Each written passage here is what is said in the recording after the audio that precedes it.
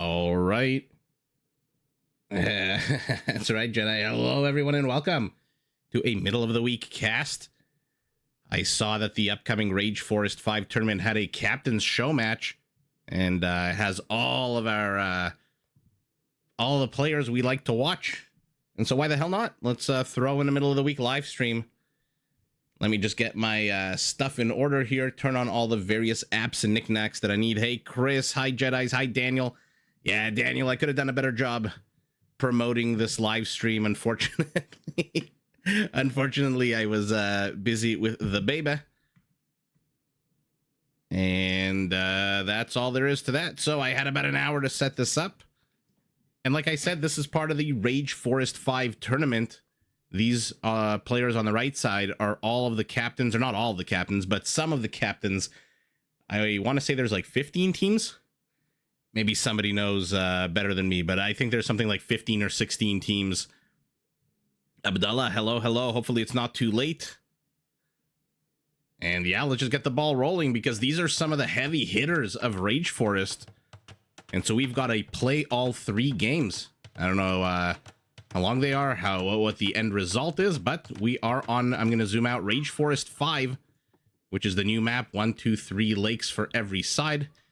And I've named the teams, Team Barles, Team Valis. That's what they were in the Liquipedia page for this matchup. So, yeah, Gray Shrimp. I know. I surprised myself with the Wednesday cast. So there's a few rules. Brandon's here too. Nice. All right. So we got some people interested in some Rage Forest. So let's lay down some ground rules, which I think I read on the Liquipedia site. There is no slinging until the Imperial Age, so you can't really support your partners when you're in the pocket. And villager fights and laming are encouraged, I believe. Oh man, 3 a.m. stream. So let's take a look. We've got Team Barles headed by Barles playing as the Poles in red. In his pocket, Modri, the Huns in yellow. In purple, Slam, fellow Canadian as the Sicilianos. Tato as the Vietnamese on his flank. And then on the other side of the world, we've got Valis on Team Valis as the Malay. Ooh, that's going to be fun. Let's see about 1,000 elephants out of Valis. Ganji, the Magyar in green, is in his pocket. In the other pocket, Doubt, the Lord himself as the Cumans. So I'm assuming we're going to get to see a second town center. And then last but not least, Cito as the Portuguese. So Portuguese facing off against the Poles. That'll be interesting to see. We've seen a lot of archers out of the Poles lately. I hope we don't see that in this matchup. And then the Vietnamese versus Malay. So you've got the thickest battle elephant in the game with 420 HP versus the cheapest battle elephant in the game at I think now it's what, 25% cheaper? After they nerfed the discount from 2030, I think they made it 15/25 in Castle Imperial. Let's take a look at the map. 2 avenues of attack, 1 horizontal, 1 diagonal between orange and blue. So Tato and Valis, I mean, Tato has made an attempt to wall this off all the way over here, so they've kind of trapped each other in, but I don't know where Tato's going. He didn't finish the wall off. Okay. Poles have not been nerfed. No, I don't think so. Speaking of the Poles, on the north side of the map, we've also got a few avenues of attack. Oh my goodness, what an absolute ugly map spawn with a few of these bald spots in the forest. And Barles already walling off very far away. Is he going to try to pull 6 boars? This corridor, though, completely open. So we've got 2 avenues of attack to the north, 2 avenues of attack to the south. Oh, tell me you're going to try to take 4. Oh, he's going for 4. Let's follow along on the journey. Oh, that's nice, Daniel. I'm glad. Kick your feet up. Get your favorite drink. Put some pizza pockets in the microwave like I plan on doing after this live stream, as a good 41-year-old should be doing. And let's watch some Rage Force. So far, a pretty damn clean pull out of Barles. He didn't even need a scout to help. He's got 10, 11, 13 villagers in the vicinity. Boars are stunned. Ooh, 2 perfect pulls underneath the town center. 2 almost perfect pulls almost underneath the town center, but as always, there's going to be some decay. You can never really avoid that. Tiger jumps into action. Scout. Ooh, Scout's almost dead, so he's got to be careful. Barles. Okay, I was wondering why he walled off so far away. He's going to have to defend it. Okay, you know, walling off is one thing. Defending that wall off is quite another. Now it's Purple's turn. With basically a half-dead Scout here, Slam is pulling 3. This should be a cakewalk for Slam, who, by the way, has a long way to go. Luckily for him, Villager... Oh, I was going to say at full health. No, never mind. Hexa, nice to see you. Yeah, it's always amazing the amount of food that these players can get for free. I mean, this is basically 1,050. Or what is that? Sorry, Javelina's 1,020? Yeah, 1,020 food. But you have to factor in decay, since there's never really enough villagers to gobble up all that meat all at once. But even with decay, it's still freaking worth it. Llama getting got here. Okay, 1. So 2 good pulls and a third one kind of a little away from the town center. Just the tip here. First 2 feudal is Doubt, our cumin. What's his wood count, stone count? All looking good. Where is he going to place that second town center? Ganji looks like he was helping him out with a boar pull as well. There it is. Interesting location. So not really going for the gold at the moment. Or this stone. I don't mind this location. A bit on the trade route. A bit of a block here. Potentially. But no, this is certainly one way to deal with an attempted incursion here. More and more palisade for Barles. How is everyone doing tonight, by the way?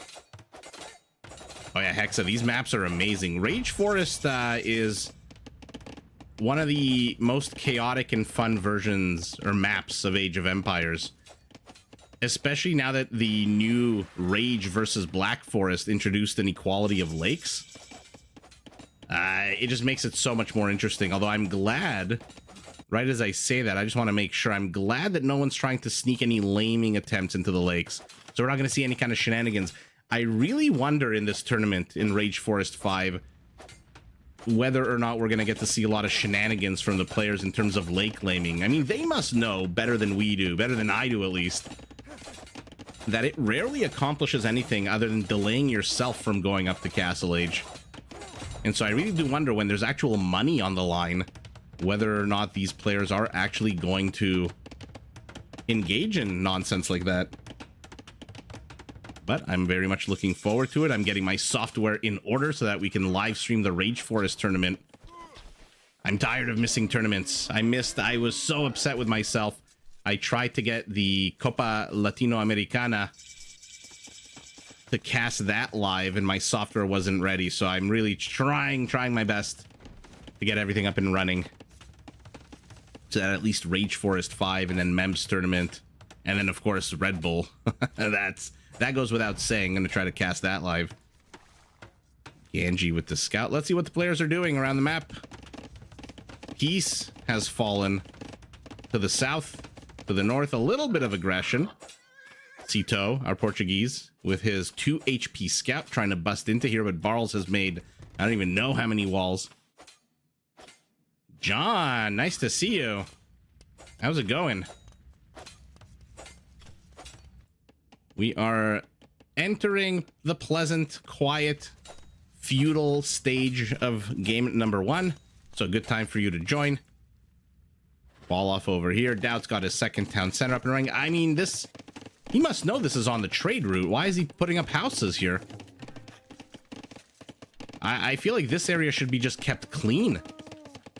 Unless this is all part of some kind of diabolical Doubt plan where he's going to eventually create some kind of Michi-style wall-off to protect the trade? I don't know, maybe.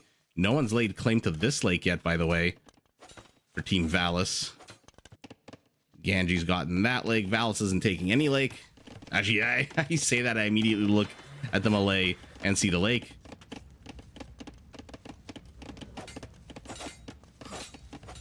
Ooh, something's attacking something. Okay, he's just clearing up Tato's infrastructure here.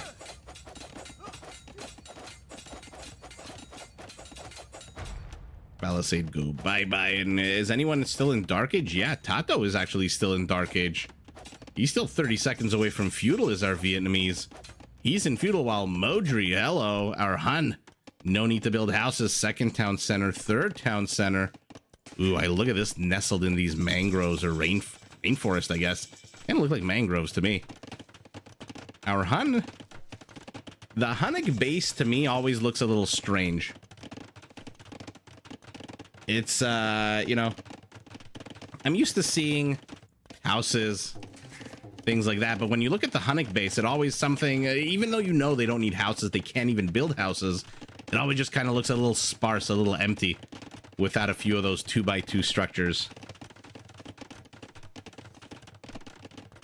Oh, John, that's right. It is half.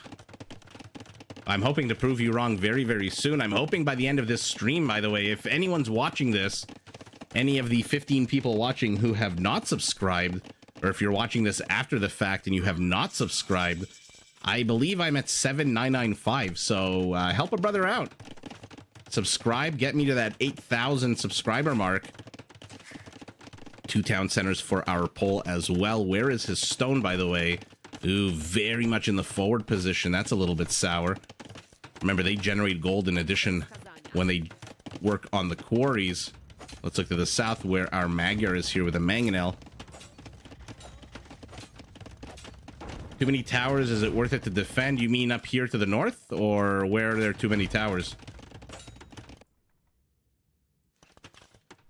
It's always worth to defend when you're, I mean, it's a bit of a interesting situation because this tower is not really going to accomplish much on its own. And as you can see, there's no army behind it. But what this tower does is potentially open up an avenue for a castle drop or some kind of siege push. Because Rage Force is not like Arabia where, you know, 7, 8, 9 minutes into the game, players have armies and they're already maneuvering their armies. Rage Force is a slow build. It's a slow burn. Not for these villagers as they come under attack. So at this point, if you can get a mangonel and even 1 or 2 other supporting units inside your opponent's base, that is going to be very problematic. We've seen players lose their shit when they lose 5 or 6 villagers to mangonels. And so that's what the point of the tower is. You see, there you go. The Portuguese castle is here instead of here, laming the stone and stopping our pole from getting Schlachta, which, how far away is Barles? He's still halfway to the castle. So he spent 200 of his stone going up to these town centers. So no castle out of him in the near future, but our Portuguese, we'll see what he starts pumping out of that castle, if anything, or if he just leaves it up there.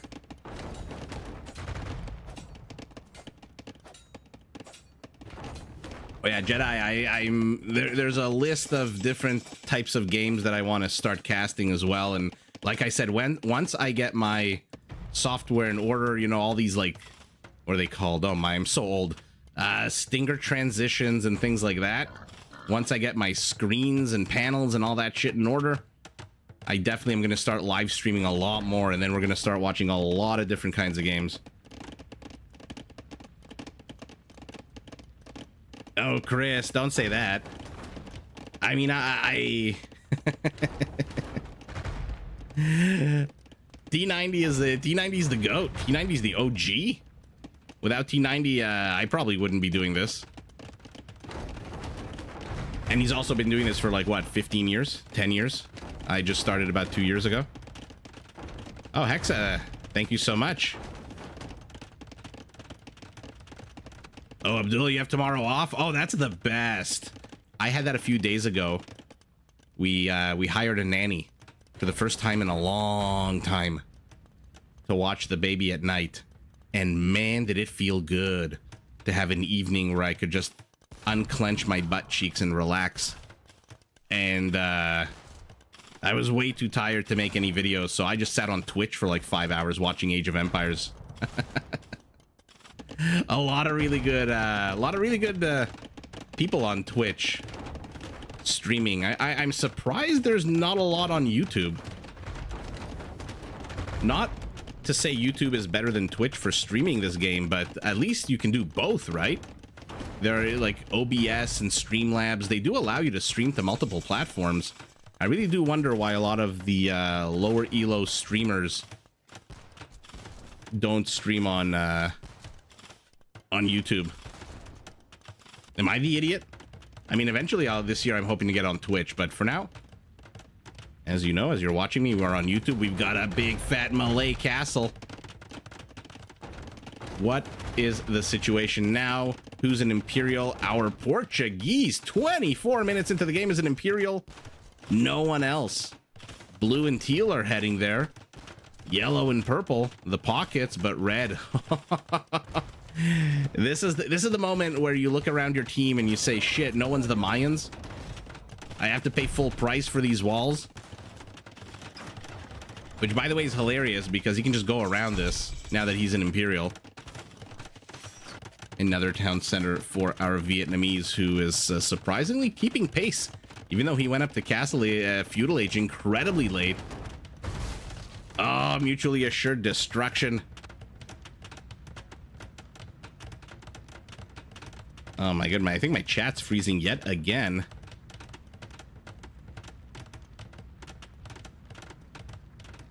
Full send. Natural Born Patriot, hello, hello. Thanks for that supportive comment you left a few days ago. The Malay harbors. For now, they're just docks. And that's exactly why you wall off, right? Because the last thing you want is a bunch of organ guns. Although, where are the organ guns? Oh, it's so hard to see. Oh my goodness. They've got to do something about this. This is a very hard to see, that organ gun. Better for him to be here than to be here. Okay, so our pole has built a gate, which tells me this is the last of the wall offs. Not that he's got anywhere else to wall off. But what's he doing? There's the castle. 4 stables is not going to be enough, in my opinion, but it's a good start. And they're walling off. Team Barles is expecting to get hammered right now. Why? They're ahead in economy. They're not that far behind in military, but I think I think they're a little afraid of the Imperial Age, the quicker Imperial Age timing of their opponents. And our Cuman doubts getting Cavaliers. How many town centers is he up to? Again, why is he placing these town centers in the trade route?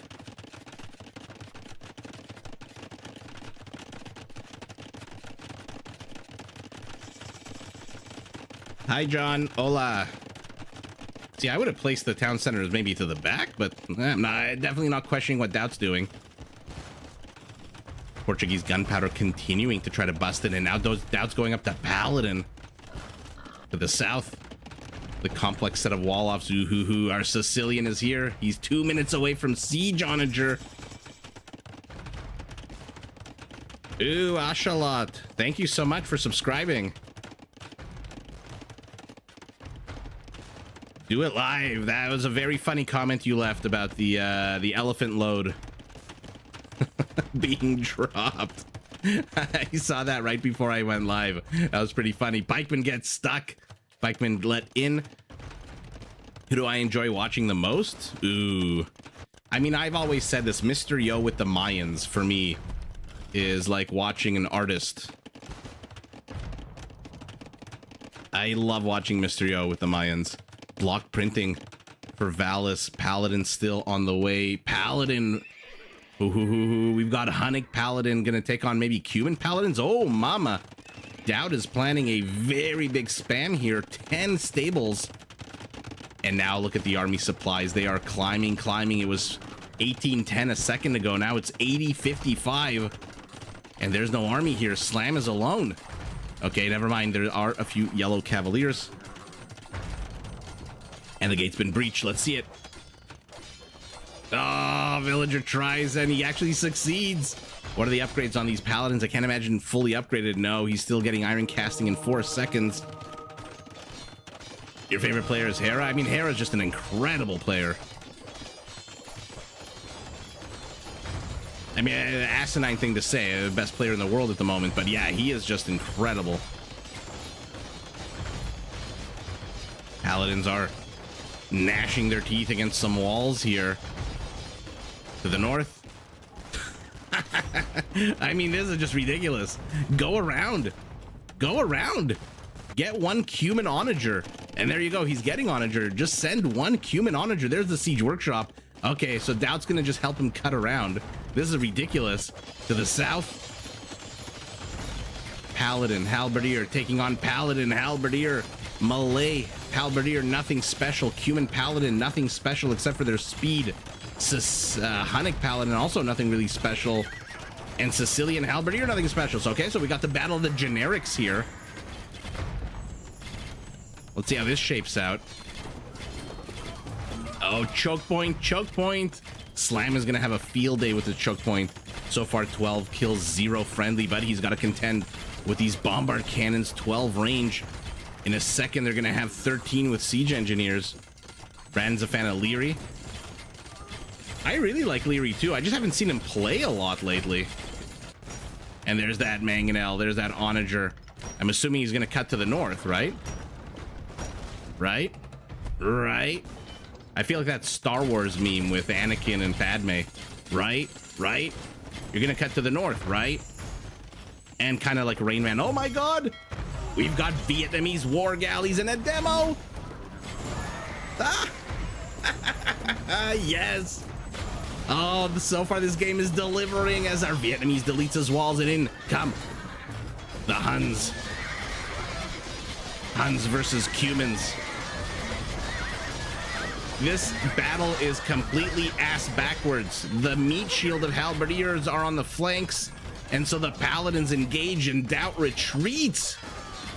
Overwhelmed by the numbers.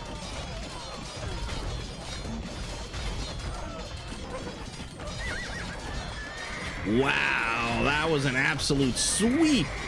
Oh, Huang is also fun. He's been playing the Saracens lately.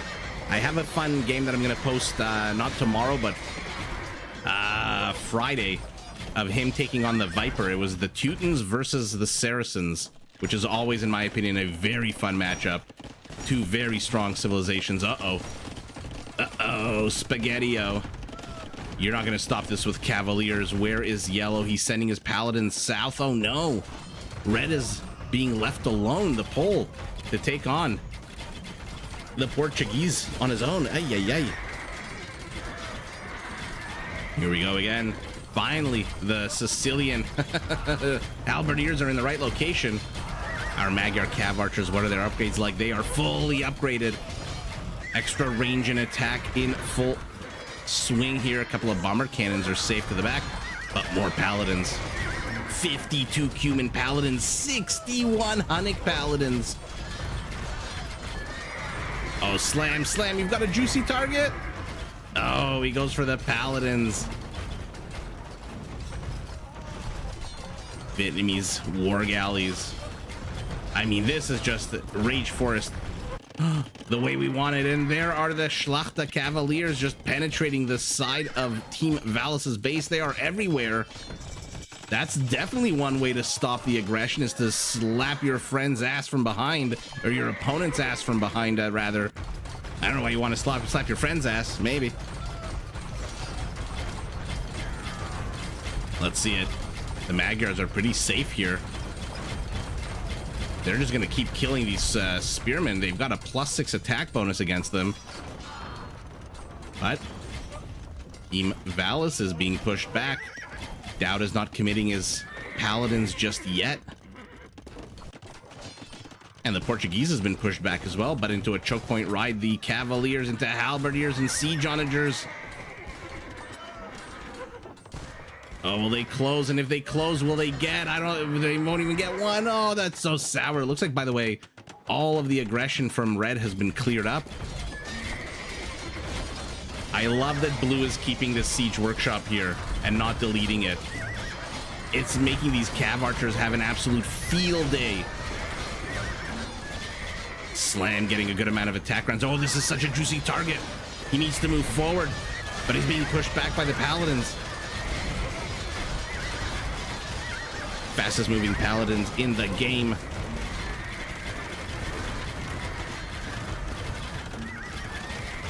Look, if the other 2 games are going to be like this, holy shit, is this going to be a crazy tournament. And by the way, speaking of Hera, I think he's in this tournament as well. 82 kills already, but Vietnamese castles up. Any elephants for our Vietnamese? No. Any elephants for our Malay? No. But he's got galleons of his own. Okay. So the player's making use of every available square inch of land.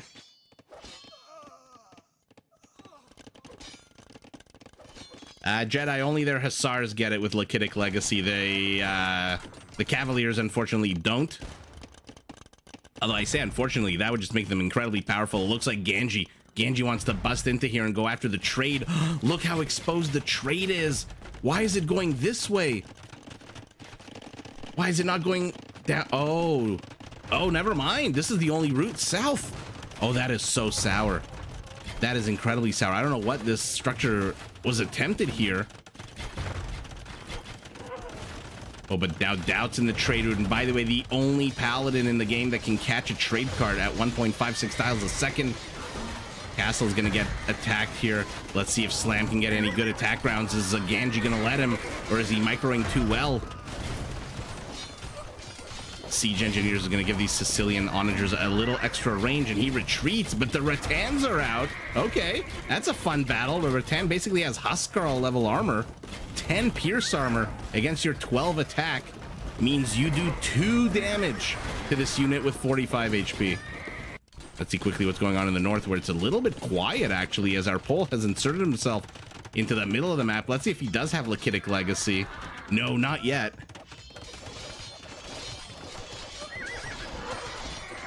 Not yet.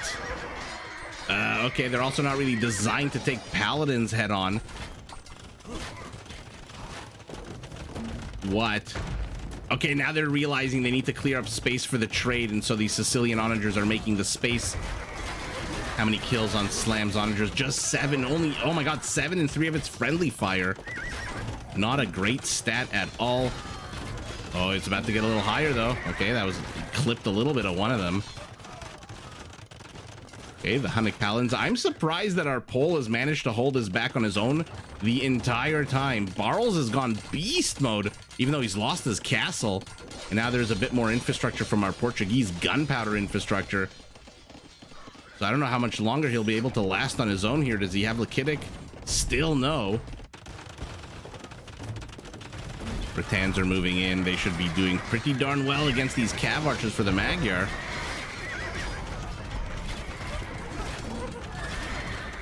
Welcome everyone to the live stream. This is, in case I haven't mentioned it to everyone watching, Rage Forest 5 tournament. Oh, look at the amount of arrows being fired from this castle full of Rattans. Holy shit. These 8 players are 8 of the captains of their Rage Forest 4-on-4 teams, and they have banded together to play a show match, a play all 3 show match. And so we are going to watch 3 games tonight. This is game number 1. If you're new here, hit that like button. Definitely subscribe. My goal is to hit 8,000 subscribers by the end of this stream. Look at how many freaking arrows. Oh my god, it's like a rail gun. Oh, but you guys are very clumped. There's a lot of blue gunpowder here. Okay. It is not a mod. You just have to go into your settings and turn building range indicator on. Oh, now it is Teal's turn to do what Barles tried to do, as Dowd inserts himself into the trade route, but with 3 very weak paladins. And so the Hunnic Paladins, slow as they are, will be able to catch up. Let's see if he has Lakitic Legacy. Now he's got it. Blast with 0.5 tiles. And the Hun is here yet again. Isn't it funny how to the north we have a 1 versus 1, and then to the south it's 3 versus 3?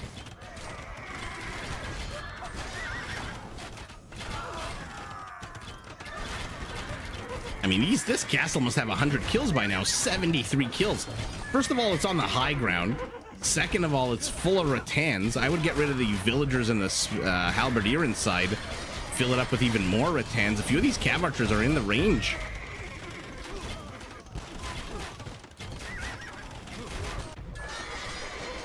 And now our pole with how many full works? 10 full works and only 55 on food. That's interesting. Yeah, so what? You fell asleep and you woke up on Friday evening. Welcome to the Time Warp. That was a very good song from Rocky Horror Picture Show. I remember dancing to that song when I was younger all the time. It's just a step to the left. Yeah, Jedi, every time you seed a farm inside the full work, they don't get extra food, but 8% of this farm goes immediately into your bank account, and then 92% is left for you to farm.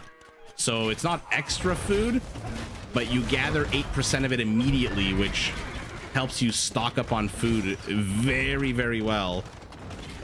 I've said this before and I'll say it forever. The poles are the most synergistic civilization. What is under attack here? What am I missing? Something's firing an arrow. I can't see what it is.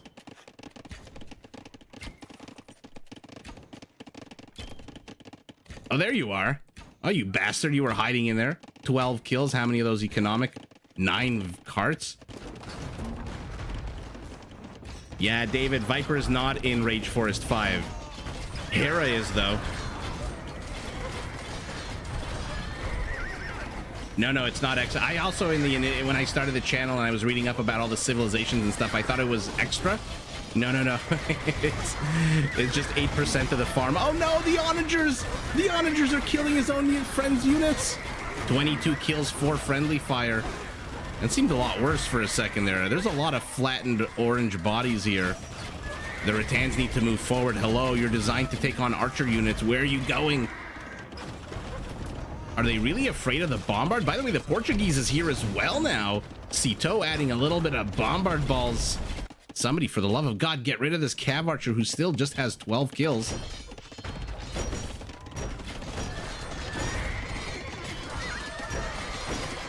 This is a lot of Cuman siege. The Cumans are such an interesting civilization.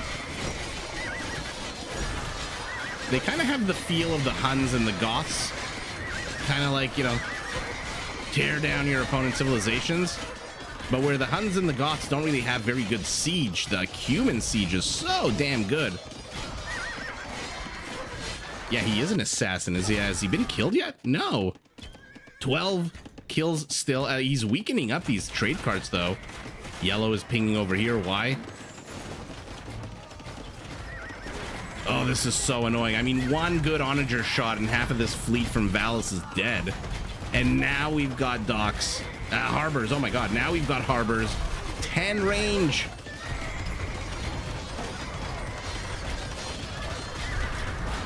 Trebuchets are firing. They're going after the siege in the barracks. I forget the barracks. He's not training anything out of the barracks. Okay, he's going after the siege. Purple is now here as well. Sicilian is adding in a little bit of siege onagers. Doubt's pivoted to the north where he's going to try to take on these obos who are just marching to their death. And our Portuguese in gray is just creepy crawling his way across the battlefield.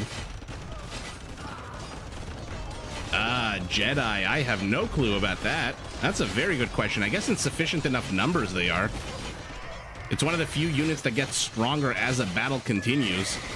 That being said, the Halberdier, I don't know. Halberdier does have a 32 attack bonus against Paladins, which is very hard to beat. Even removing their armor is one thing, but having a plus 32 is just a ridiculous stat. Any more kills? No, we'll keep an eye on that assassin Cav Archer. Sukri, you are not late at all. We're just in game number 1. We have 2 more after this. One of the harbors is down. Harbor on the water, harbor on the land. And other Rattans are taking on ship. Do they have a ship attack bonus? No, not at all. Ooh. Ooh, onager shot attempted. There's another purple onager here. Oh, not the greatest of shots by these onagers. Oh, the maneuvering out of Genji is fantastic. 28 kills only, though. Look at how many freaking rattan archers. 55 of them, 78 kills. Another castle. So Team Barles is pushing in through the south. It looks like Team Valis is making progress. Oh, they pivoted here. How many cav archers does Genji have? 74. How many kills for you guys? 67. How many kills for the bomber towers? 12. But there's Trebs now. There's a single siege onager. Now Barles has 61 on food, so he's going to be able to spam these Lakitic Legacy cavalry units much better. Out of how many stables, by the way? Only 9? Ouch. I don't know that 9 is going to be enough. Oh, he's going after the BBCs. Is he going to get them? He gets one. Oh my god, this is so chaotic. This is like an actual real battlefield with all these gunpowder clouds and chaos. I don't know if he got the second one. No, I think he just damaged it. More of Slam's onagers are getting sniped here. Organ guns have to be careful. Their shitty range is going to be outdone by this purple mangonel, but not for long. I said organ guns. Of course, I clicked the bombard cannon. Rattan kill count up to 95. Yeah, Osama, isn't this crazy? If all 3 games are like this, this is going to be an absolute epic tournament to cast. One paladin tries to take Doubt's onagers out, but does not. Softens it up for the Rattans, though. By the way, let's check up on our boy over here. 14 kills. Okay. Yeah, it really is like World War I. Clouds and dirt and the sounds of death. And they're all fighting over the same square inch of land. Looks like our Hun is tired of waiting. He's pushing in. Is there anything behind us to take out the bombard towers? No. Where are the Trebs to push this back? Where are the bombard cannons? I saw one ball. Where is it? Oh my god, it's here. Okay, so bit of a peaceful situation here now as the players are gonna rebuild their armies. And I knew it. I knew Valis would pull out the elephant card.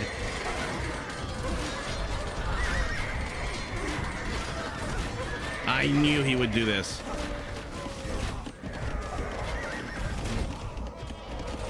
Oh, but their shitty armor is going to betray them. This is terrible. He realizes he needs to pull the Rattans out and the attack rounds as well.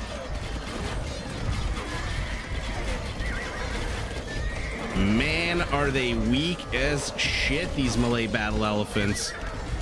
That's what happens when you get a massive discount. That is just ridiculous. I mean, give them this. Oh my god, murder holes. At least give them the second armor upgrade. You don't have to give them all 3, but at least give them this. Even the Goths, whose infantry is 35% cheaper in Imperial, they get the first and the second. Oh, Dowd gets pancaked. Even the Gothic infantry, which is the only comparable kind of super high discount I can think of. Oh, they're just missing the last armor upgrade. The Malay battle elephant, I don't know. I always feel bad. I always feel bad for this elephant. Exactly, nothing's free here.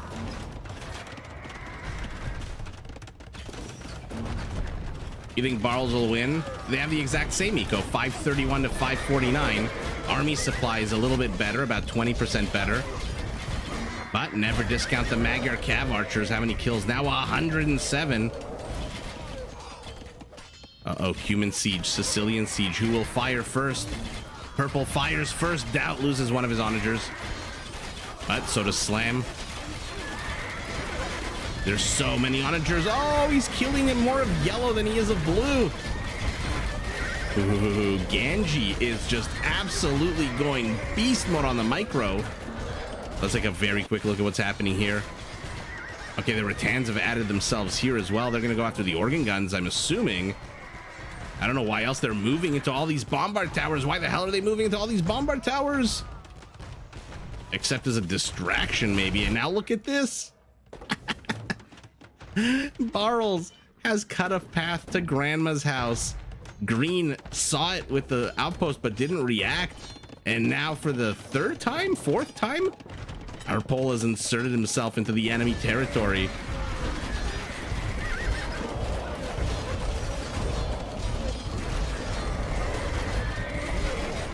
And let's take a look. I don't think bombard towers get ballistics, no. Unless they're Portuguese, then they get arquebus, which is ballistics for every single one of their gunpowder units. And this is what I was talking about with the trade route for Doubt, kind of blocking it, but there's Cav Archers here. How's our assassin doing from 14 kills? Oh my god. I was expecting 17, 18. He's up to 28 kills. This might be the MVP unit of the frickin' game.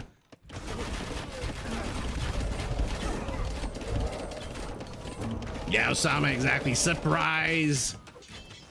Gotcha.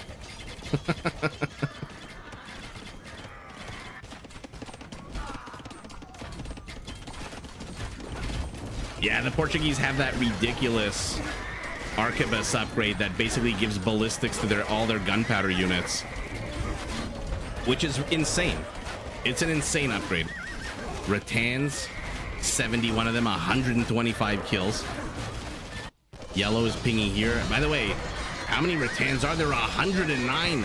Our Vietnamese player is on a shoestring budget. He definitely got paper money. There's no way he didn't get paper money. But he's only got 25 lumberjack. No, I see his gold count going up a unit 1, 52, 53. Yeah, he definitely has paper money. Ali G from Portugal. Welcome, welcome.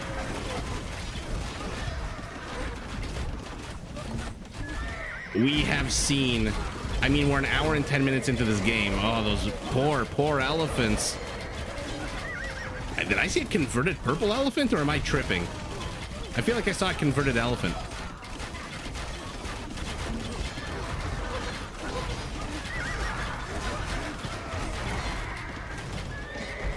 You do not get extra range on high ground, which would make more sense, but no. What happens is when you have the high ground, you deal 25% more damage.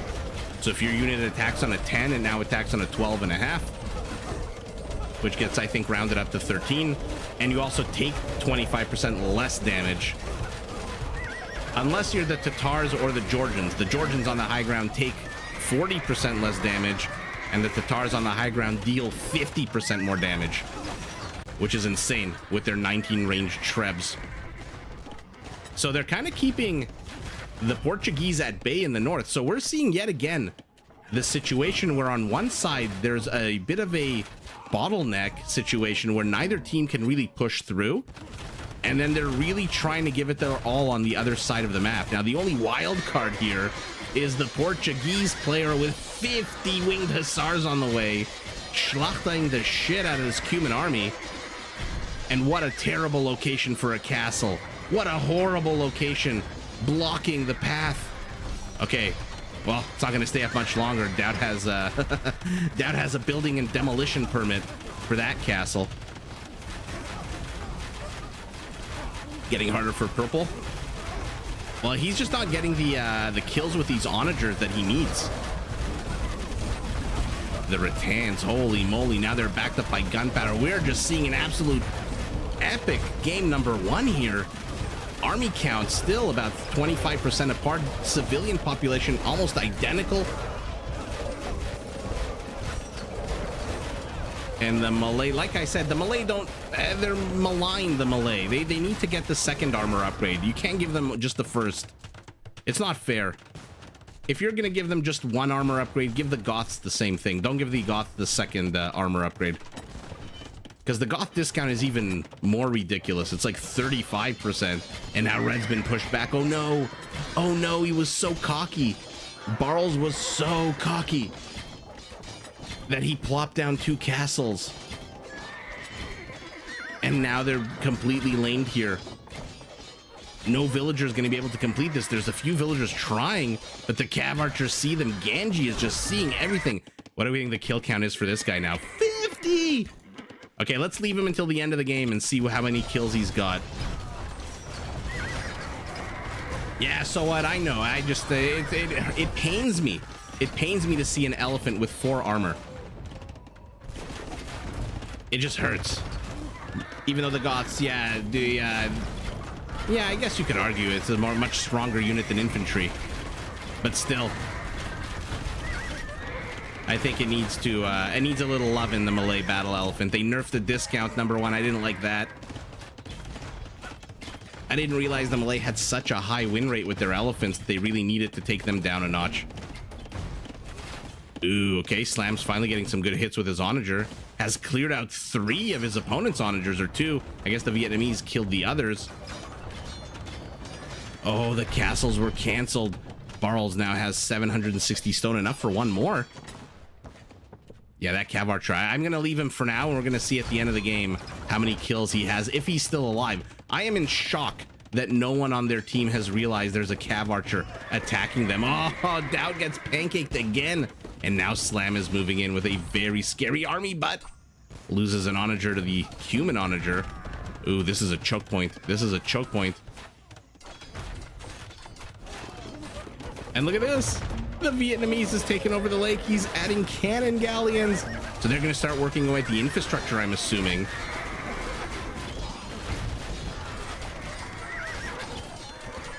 Why is Orange retreating? I'm confused by Tato's troop movement. Maybe he saw the siege onagers.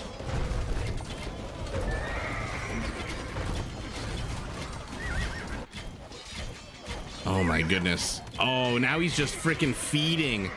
Oh, this is so annoying. Red is not paying attention. He must be looking somewhere else. The situation continues. By the way, these Trebs are within the range of the bombard cannon, the bombard tower. What is happening? Okay, they're getting rid of it slowly but surely. This is a lot of Trebs, by the way. 8 freaking Trebs. So our Portuguese infrastructure is in trouble. Our Pole is still here. And to the south, the rattan numbers have been whittled down. He's down to 35. How many total? 72 is not bad at all. Oh, now our Hun is here with paladins as well. I love, by the way, that Red tried to block the trade with his own infrastructure. That is pretty epic. Yeah, fake a duck. Okay. I don't get it. How do you not see that you've lost at this point 50 trade carts? Okay, Slam is amassing his army here. Doubt sees it. Demo explodes. But it looks like there's enough rattans to take care of business here. Oh, Slam is losing his siege. Where is his siege workshop? Okay, he's got a few of them here. 7 of them.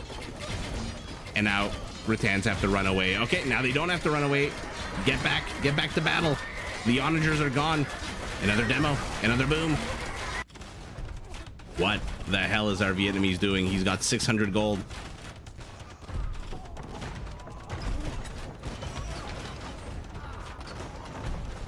Wow, they have cleared out the entire Portuguese incursion here. And now the paladins are gonna, okay, turn around and run away. All right. If Purple made monks to do what? To try to convert the other player's siege? Or the elephants? I just feel really bad for Malay elephants. I don't know why. I know they're not like a real unit. Like, they're not real. They're just a bunch of 1s and 0s and then a pretty graphic on top of that. But it's still, it's painful.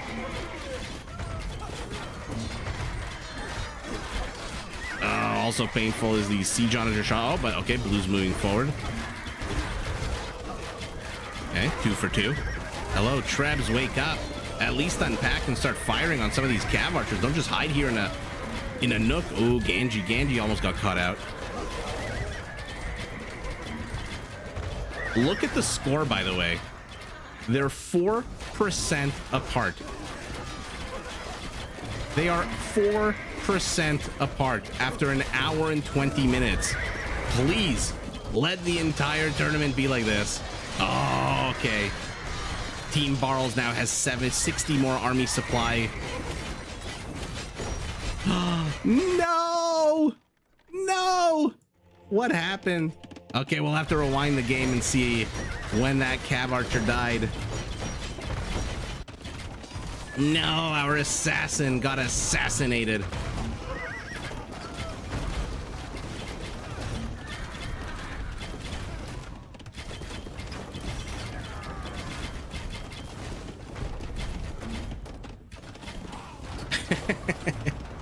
I'm glad you guys share my sadness for these elephants. Holy shit! Doubt wants to end the game here with this massive force. What happened to Hannibal's elephants? Didn't they all die except for like 3? By the time he crossed into northern Italy? I think they almost all died, no? Okay, 12 have become 11. 11 have become still 11. Ooh, I want to see what's going on to the north, but we'll do it very quickly as I want to see those. Oh, now they're in the trade route as well. But they're in the trade route with paladins. Where are the rattan archers? Now you want these archers in here. That Polish siege is slamming through everything. Keep an eye on Doubt. Now he's got 10 left. So again, one team is pushing in through the north. One team is pushing in through the south. The scores are now a little bit... I mean, they're growing apart, but they're still pretty damn close. Army supply, though, look at Team Barles, 235 to 135. But all of that can change in the blink of an eye if these rattans are not careful, and in comes a fresh batch of elephants ready to die. Do they even get 1 kill? Let's take a look at their kill count. 0 for now. They're so weak. They're so freaking weak. Oh my god, they're gonna all die with no kills. Not a single kill. Oh my goodness. I mean, that's just not fair. That is not fair at all. Yeah, their trade is donezo. Their civilian population is dropping.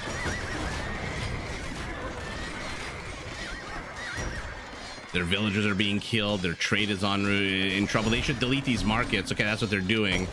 And replacing them somewhere else. This game has been an hour and a half. I want to see the kill count. And I want to see what the hell happened to that assassin Cav Archer from Ganji. Look at how much this guy is taking. Holy moly. Finally dies. Slam goes after the Trebs, but doesn't get them. The lake, by the way, back firmly in Malay control. Ooh, Rattans have to be so careful. What's going on over here? Cav archers and bombard towers are the only thing left to defend this. It looks like Gray's base, Cito's Portuguese base. He was so aggressive the entire game, and now his base with the Feitoria is collapsing. And now it's more than 100 army count difference, more than 100 civilian population difference. They're literally tearing into each other non-stop. What's inside of the castle? Rattan archers. Okay, so a good amount of arrows. What's he going after? I think he's going after the siege. Smart move out of orange. Okay, the elephants are going to chase. They're going to definitely get one of the bombards. No, the paladins are going to get that.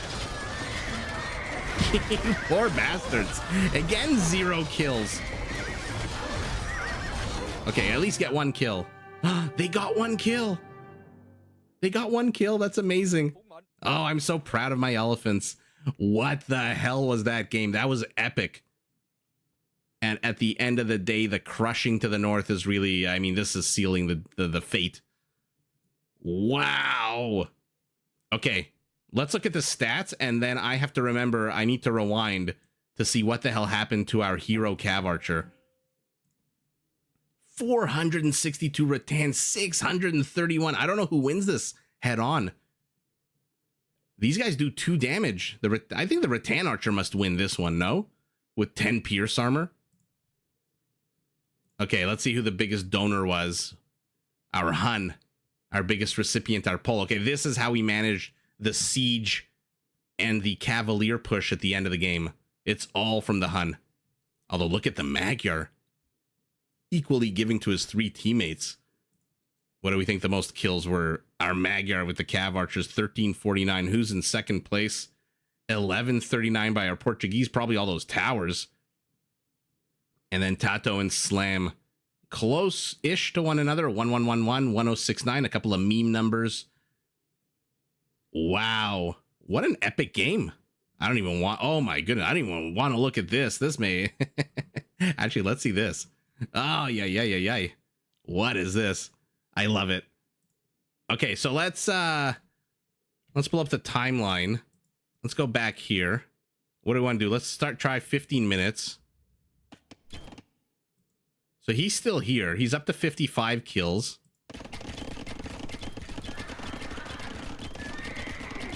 $57. This is like one of those time-lapse videos, you know, of me aging. I took a picture of myself every day. 62 kills. 65. Okay, so Purple realizes what's going on. Purple deletes his house, right? Yeah, this was a full health house, so he deletes it.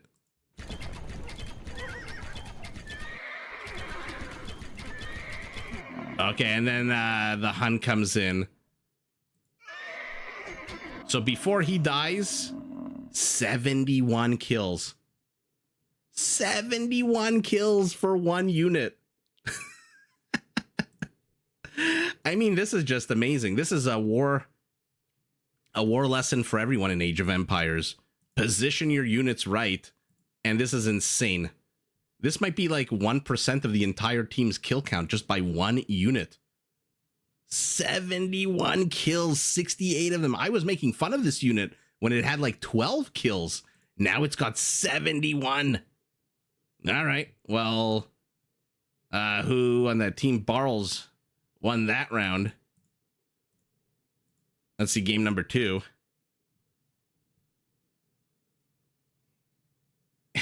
Win is a war hero. That Cav Archer deserves a medal. 71 freaking kills. All right, let's see what we're working with here. Green, teal, blue, and gray. So south meets north. And by the way, I love Rage Forest 5 compared to the other maps because they introduced like Arabia style that comes with rhinos and elephants, both of which move faster than wild boars and javelinas and makes them much harder to pull. So I'm very excited to see if anyone can pull more than 3 here.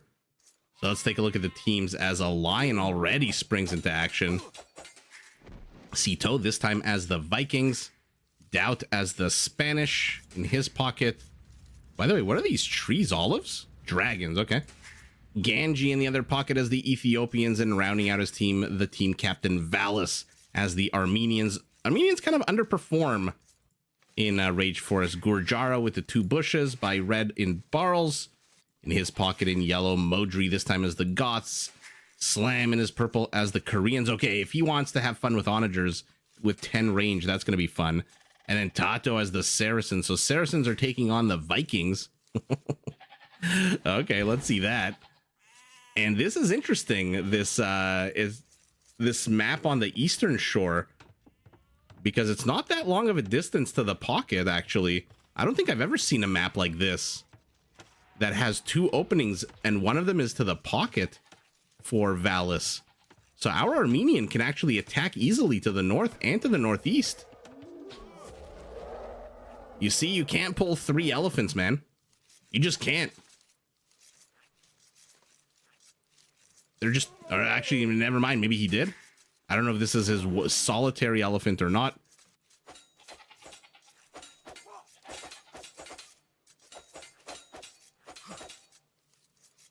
He didn't die, his body count. Yeah, that guy. I remember that. Okay, a little bit death. Let's take a look at the actual map because this lake is very annoying for Tato. So also, 2 avenues of attack to the west. One's already been kind of walled off by orange, one by teal. And we saw this already. It looks like Modri, our goth, realizing that he doesn't want any kind of incursion into his side of the map, so he's walling that off. Red is walling this off. But not before blue can sneak in a villager, maybe? Maybe no, he's not sneaking anything. So, players fighting over their wall-offs. Elephant gets pulled for yellow. Beautiful location to die. Remember, actually, the Goths could have an easier time hunting. Their hunters are better. They attack stronger. Oh, here we go. I'm telling you, the elephants, their movement speed 0.96 tiles per second is faster than the other ones. You have to use your scout. I don't think you can just use a villager because they're actually faster than the villagers, much faster. I'm hearing elephants, by the way. No, never mind. He hasn't pulled those other ones yet. So far, so good. Doubt. Let's see where he kills them. Okay, so far he's softening them up. 1 underneath, 2 underneath. Beautiful pull, all 3. Kinda underneath, a few villagers outside. But what a fantastic pull. This is going to be annoying to harvest, though, because he's going to have to right-click very carefully. I can't even right-click on these 3. Yeah, one fell right on top of the other. So there's going to be some decay here for Doubt. Now it's Green's turn. Oh my god, he's got a long way to go. And his villager is very weak. Let's see it. I'm looking at the minimap to see if anyone has snuck in any villagers to the other side of the map. So far, no. Ganji has taken control of the lake behind our Armenian.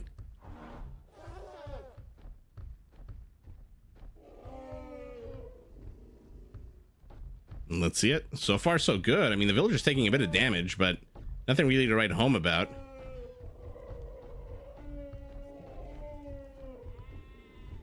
By the way, if you're watching this live stream, this is the captain's show match of the Rage Forest 5 tournament. These 8 players are some of the captains of their teams, and this is a play all 3. Goats, sheep, elephants, all kind of meet here. And all 3. This is a great location as well, also, except for a few of them are outside. Actually, a lot more are outside. But if you're new here, drop us a line, say hello. We are a friendly bunch, unlike these villagers who are trying to kill this one poor villager here as she tries to stop it. We are actually a quite friendly bunch. And I just checked, 2 subscribers away from 8,000. So if there are 2 people in the chat who are watching this who have not subscribed, do it. Rhino gets pulled, also faster moving. Oh, gets killed as well, just outside the town center. First up is Barles. What's he up to, our Gurjara? Where's that mill with... Oh, this is sour. He hasn't discovered his goats up here? I mean, Rage Forest is played on all on Explored, right? So you should know where your herdables are. Why is Barles not garrisoning these goats, and why has his teammate, why has Yellow not sent him his goats? Isn't it customary in team game Rage Forest to send the Gurjara player 2 of your goats so that they can go up to the 10 needed inside their mill? Key, thank you so much. Awesome, thanks for letting us know. Ooh, I'm at 7,999. Just need 1 more. Camel Spearman take out this blue militiaman, and our Armenian's in a bit of trouble. His base is incredibly open. Green is making no attempt to help. He's actually doing the opposite, walling off. Does Ganji have a villager back here? No, he doesn't. 1 more. Come on, somebody in the chat. Although we have 2 more games, I'll give it time. I'm not gonna. I don't like pushing too much. Unlike Orange, who has been trapped here behind all of these little teal palisades. Dowda's trapped Tato. Okay, now he's deleting them? Why is he deleting them? Oh, he's deleting them so that these men-at-arms can attack the villager. Oh, I don't know about that. Not with the tower there.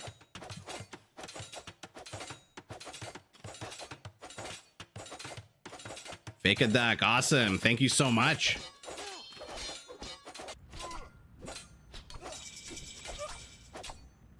Yeah, 8,000, and then next goal is going to be 10,000, hopefully. And then sky's the limit. Except for this villager, who actually might die to the lion. Got 8 HP, 6 HP. Uh-oh, uh-oh. Oh, by the skin of her teeth. Scout also barely alive. And now Cito is trying to lame the Saracen Lake. This is why I hate when lakes are in the forward position on Rage Forest. They're such a pain in the ass. But that's why Rage Forest is such a fun, chaotic map. There's just so much stuff that can happen. We'll see what he trains out of here. If anything, does he see the tower? Yeah, he saw the foundation of the tower going up. Orange is now pinging over here as well. Valis is in trouble. In trouble-ish. Not too sure what a few archers and a spearman are going to accomplish. And they back away as well, especially now that a skirmisher's out. I love the outpost. And now green. Okay, in a reverse Uno card, it's actually a scout that kills a spearman. Silly lion trying to attack through a wall does actually manage to maul her a little bit. And now that the tower is up, the villagers have escaped. The men-at-arms are chasing, as are the Spanish villagers.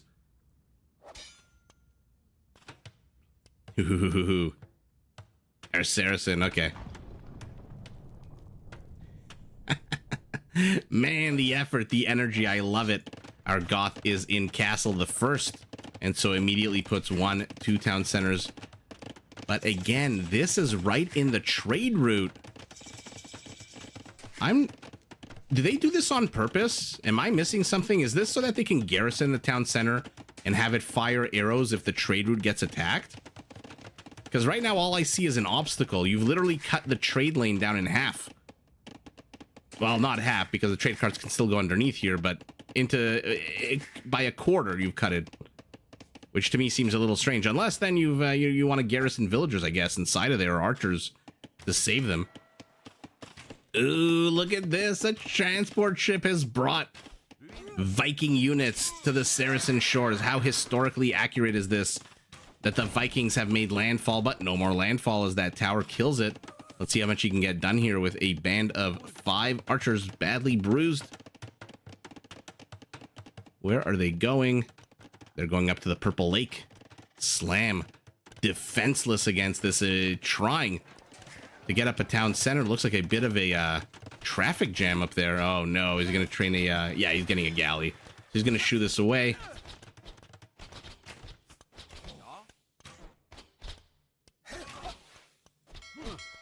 Oh my goodness, look how weak these archers are. Actually, are they going after the... No, never mind. I'm the idiot. They're going... I was looking at the fishing ships. They're going after the traps. Buy 100 wood for our Korean. Actually, buy 400, 500 wood. That was a sour loss there, rather, for a slam, and a fantastic get for our Viking, who unfortunately does lose 2 of his archer units. But Saracen replies with fire on the water and should be able to get rid of that galley very easily. Villager with a basket full of delicious fruits is moving back. Tell me he's got his H. He's still at 6. He hasn't gotten these 2 still. I don't get it. Okay. Barles says, I don't need it. Oh. Whoa. How did that happen? That archer was right next to that. Oh, it's the Koreans, of course. My bad. 1 minimum range for their mangonel lines.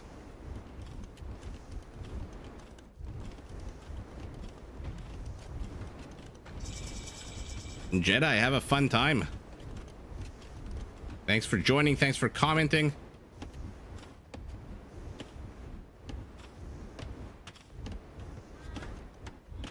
Oh, you do not want any more transport ships, I guess. And And yeah, ladies and gentlemen, we have hit 8,000 subscribers. Nice. And see, this is what I'm talking about getting my software up and running. I should have a little button that I press, which I have on my Steam Deck, that'll have little animations, little celebratory animations. Thank you so much to everyone who subscribed. Thank you, Osama. Ooh, ouch. Repairs his mangonel. I think I saw Shravamsha Rider too. Bye-bye Spearman. Why did I think I saw a Spearman? Where are they? I guess they're dead. No, they're there. Okay, they became pikemen. Never mind.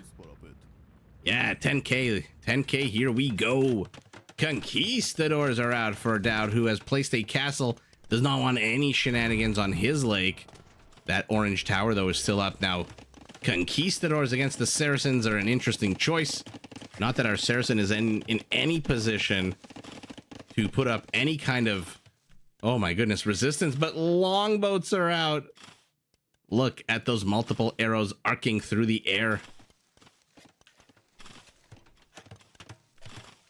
Ganji has good defense. Yeah, Ganji, his micro last game with those cav archers was just ridiculous. Thank you, Fake a Duck. I'm not gonna ask why you want to fake a duck, unless maybe you're a hunter. But thank you so much for the congratulations, and yeah, next let's hit 10K, and let's keep growing and growing. I'm so happy people like the content. I'm not gonna go down that rabbit hole. I'm known to go down some rabbit holes of Age of Empires and oh my god, that sounds so weird. What am I trying to say? Ooh, what a fun, beautiful unit. What's the movement speed on this? Okay, pretty fast. 1.5 tiles a second. Suffice it to say that I love this game, and the fact that people enjoy the content always makes me happy. Dowd has 900 stone. Where is he going to place that next castle? Yeah, you tried to fight longboats with a basic bitch galley.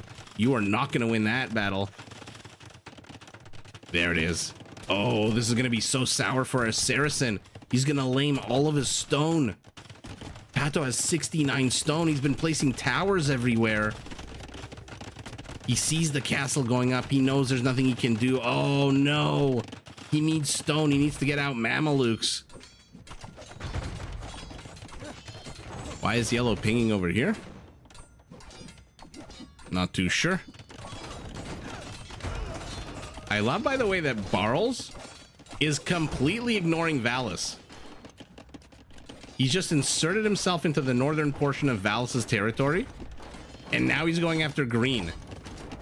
He just basically, to the Armenians, saying a big F you.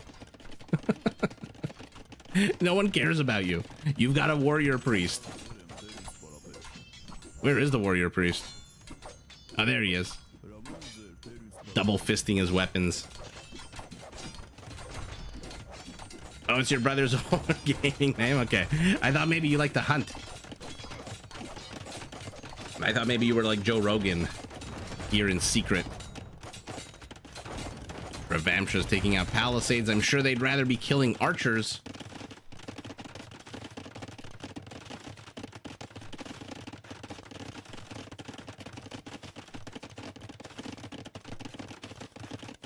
Ooh, here we go. That's definitely one way to deal with conquistadors. The heavy war wagon. 2 Korean castles are here. So we'll see how long our Saracen stays off stone. Yeah, he's up to 97 stone. That's not good. That's not even enough for another town center tower, let alone a castle. Very defensive castle here for our Goth. I'm assuming this is just for research purposes. Okay, so to the east, Valis, who has been ignored, now wraps himself around in a bear hug. And Barles is in a bit of trouble. He's gonna get smashed from both sides. What is our Armenian building, by the way? Not much, just going infantry at the moment. Remember, in Castle Age, Valis does have access to champions if he so desires. Gambesons, why are you getting Gambesons right now? There's no towers here. There's no archers here. There's not even any towers up here. Why is he getting Gambesons? Okay, whatever. Conquistador push has been stopped by the chunkier war wagon. 7 of them in full health, 0 kills. 13, 1 kill.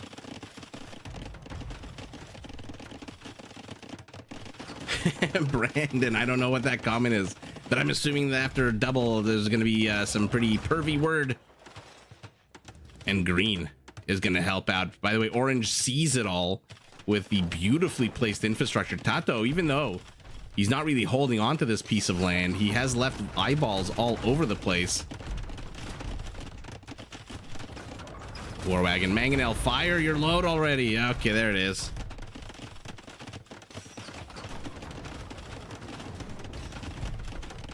Edelweiss, welcome, welcome. You're gonna want to have a good night's rest and then look at game number 1. Game number 1 might be one of the most bonkers Rage Forest games we've watched ever. It was such a good game. What's happening here? They want to open this up. Now they're okay. Now they're walling this off. So our Saracen does not want a repeat of last game, to put it mildly, where doubt does doubt things. Ooh, Goth cheaper infantry versus the much stronger infantry of the Armenians. Let's frickin' see it. Armenian is retreating, wants to get that castle up at the same time. Looks like Barles has been cleared up. He was very aggressive, very cocky.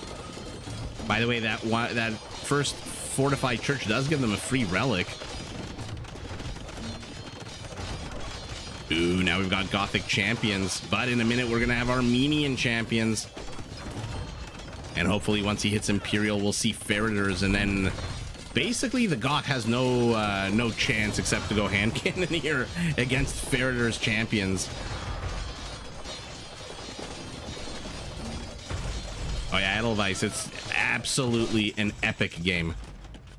Epic game. But yeah, thanks for joining. There's Feriders. And thank you everyone who's watching, who's participating. We just hit 8,000 subscribers. Ooh, which is a pretty big milestone. It's a lot of people. And thank you to all. Spanish castle down. Spanish conquistadors doing hit and runs. Not okay. You know what? 20 kills, better than the one he had before. I'm assuming a lot of it is halberdiers. There's a villager. How many villagers has he killed? 2. Our Vikings adding in a bit of his chunkier infantry units. They're getting armor upgrades. Our Armenian is roiding out his champions. They're gonna have blast furnace, at which point they're gonna be fully maxed out, and the Goth is not gonna stand a freaking chance. You can spam your quantity, but the quality definitely goes to the Armenian here.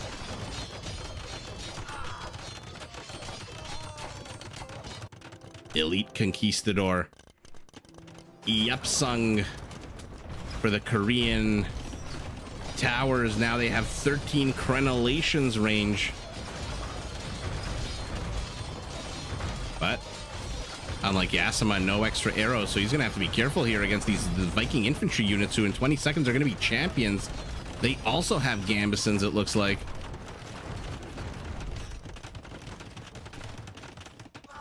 Ooh, Conquistadors probably want to snipe the BBC. Yeah, they get him, they run away, but that was a costly get. 1, 2, 3, 4, 5 of them for one bombard cannon. I'm not sure that was the best exchange. Spanish gunpowder, Korean chunkiness. And our Korean has to get the hell out of here. He doesn't have enough. These are not elite war wagons. They're stuck at 150, not 200 HP. Barles cleaned up, but why have you left him his relic? Why are you leaving your opponent gold income? Goth to the right, Goth to the left. Gurjara hand cannoneers in the center. Siege is being pushed back by one champion. Isn't that incredible? We saw the power of one unit last game, and now we're seeing the power of one unit as well. One champion from the Goths is enough to push back 5 onagers, and there is torsion engines for our Ethiopian. Where's the siege? Onager, where are you? You need siege onager in 6 seconds. Let's see him. Let's see that beautiful metal studs. There they are. Look at that freaking blast radius. 2 tiles. 2 freaking tiles. Ridiculous. Okay, good attack rounds. Decent attack rounds. Castle's adding in the rest. Oh, you've got to be so careful. Your blast radius does friendly fire. The Armenians holding it on the right flank. Finally, to get rid of the monastery. Where's the relic? There it is. Might want to send that warrior priest to pick it up. Green doesn't care if he's killing friendly champions. Oh my god, that was disgusting. That's like 4 of your teammates' champions for 1 enemy champion. 55 kills. Only 6 friendly fire is pretty good. Oh, hand cannoneers. Hand cannoneers have to be careful. Okay, first attack is shit. Second attack is terrible. Not exactly Hindustani hand cannoneers, so the range here goes to the Ethiopian, who is being very shy with his siege units. Oh, F you to that one villager in particular. You want to repair something? Repair it in hell, says Ganji. As in comes a Gothic castle. Not too sure why he needs castles at this point. How many barracks does our Goth have? 6? 8? That's it? Alright, I guess when you work 3 times faster, 8 is like having 25 or 26. There's Shinki-chan for the Korean. Where are his onagers? They're gonna have 10 range if he's got siege engineers. He does. Ooh, be careful, conquistadors. Be very, very careful.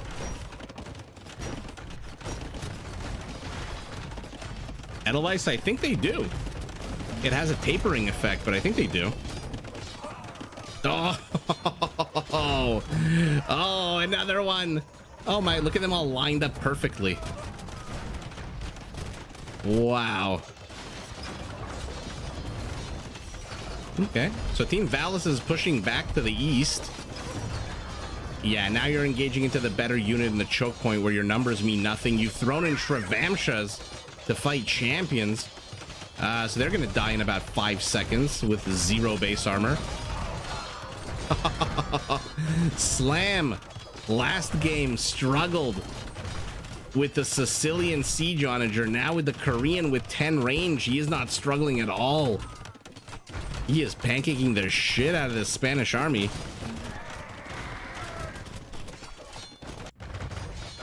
Goth continuing to spam. Armenian continuing to defend. Lots and lots of hand cannoneers here. Where are the siege? Where is the siege? What's the blast radius on a bombard cannon now? 1 tile. Compared to, what is it, 0.6, I think? 0.55?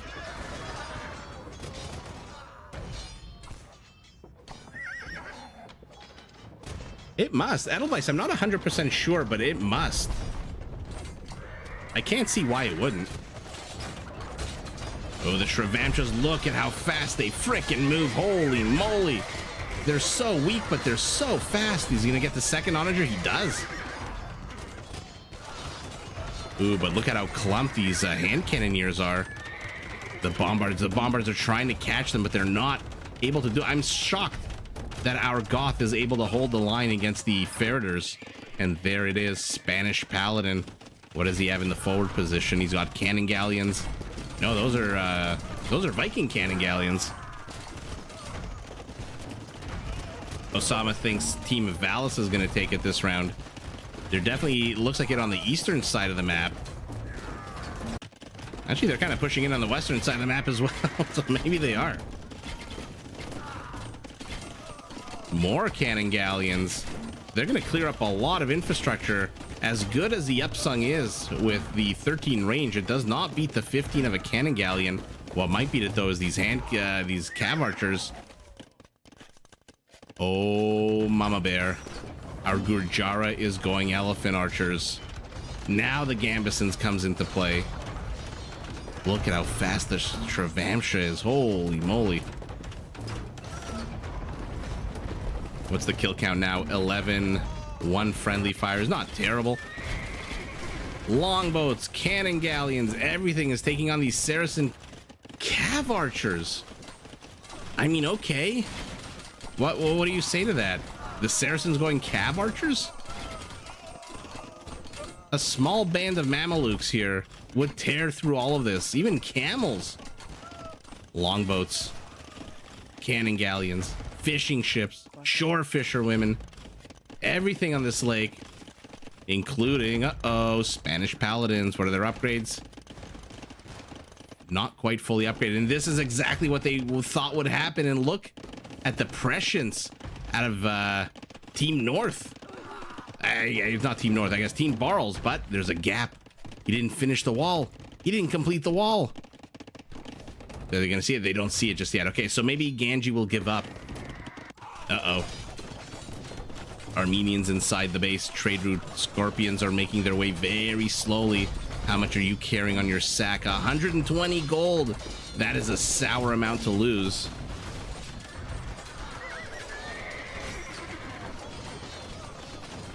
Yeah, the Saracens had a terrible start. Yeah, no, they have a good cav archer. I just wanted to see Mamelukes. I think Mamelukes are... he didn't get the stone. Does he even have a... I don't think Orange even has a castle. So Mamelukes, not going to happen, but I would have loved to see some Mamelukes dive in, especially now against this. Where are his cav archers, by the way? Where are these 37 cav archers? Oh, heading into the trade route. Uh-oh. Let's see when they notice. Let's see if and when they notice. The flaming balls of chemistry. Royal heirs for our Ethiopians. So how many showtels and camels does he have? He doesn't have any showtels or camels. Why is he getting royal heirs? Uh-oh, Spaghetti-O. Now, a decent placed castle here by our Viking. Ujara Elephant Archers, what are their upgrades? Fully upgraded, I believe. Oh, yeah. Thanks so much, Dill. We are in game number 2 of 3. Yeah, I know. I wanted to see the Mamelukes, but... I mean, first of all, I always want to see Mamelukes. Ooh, the galleons, the cannons, now elite. Green is pinging over here. They are not realizing how many kills do these guys have. 45, 24. Oh my goodness. No, don't attack the market. Leave the market up. You don't want them rerouting their trade. Go attack something else. I mean, at this point, Slam is just patrolling and parading his halberdiers. Not too sure why, what the point of this is. Just to keep the ships here? Well, what's the point of that? Oh, no. Now the Spanish is in the trade route over here. Elephant Archers in a choke point are doing a good job. 3,000 freaking HP. Yeah, sneaky, sneaky. 70 kills, 31. There you go. Bring the camels for the paladins. And leave the rest of the cav archers. Ouch. Civilian population identical. Army count is identical. The question is who will kill whose trade quicker? Siege onagers. Oh man, these are terrible attack rounds out of Ganji. But a castle? No, why here? Why not right here in the trade route? Where are his scorpions? Just put your scorpions in the middle of the trade route. Our Gurjara retreats to the safety. Where's his mill? Does it still just have... No, now it has the 8. Okay. All right. 107 kills, 48.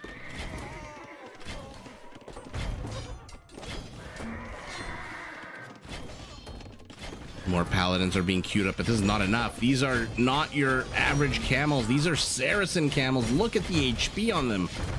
Ridiculous. Supremacy. Ooh, how many Spanish villagers are there? 70.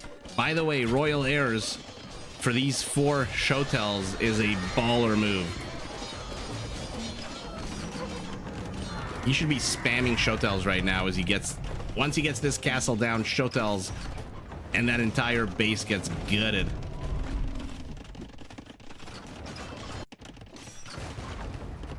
Korean castle is under attack. Spanish gunpowder is back.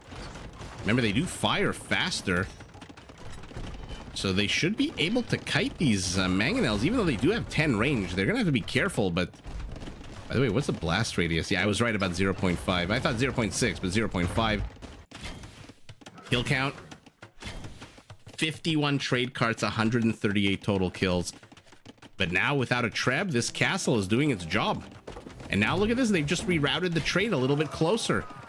So not the end of the world, I mean, beyond losing 50 trade cards, of course. That sucks. But at the same time, your trade is also getting whack-a-moled. Onagers killing farms, not exactly the greatest use. 38 pikemen. Is Ganji running low on resources? Why are there not more Showtells on the field? His Showtells are dead. Okay. Bye-bye. Another Korean castle as even more Viking siege moves forward. Oh, it looks like he plugged up the gap right in the nick of time here. And now these paladins literally have nowhere to go. Gray is pinging over here. This is a lot of longboats. They're elite now. Let's see a take on halberdiers. Oh. Yikes.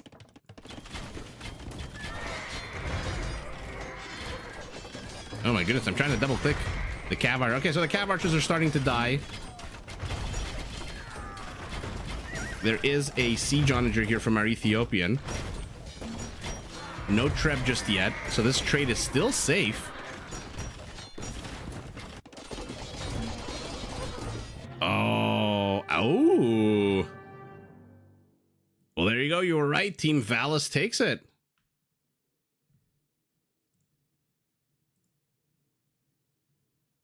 Wow.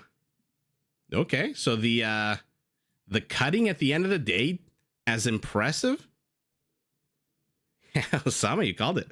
As impressive as the cutting was, it didn't accomplish the intended goal.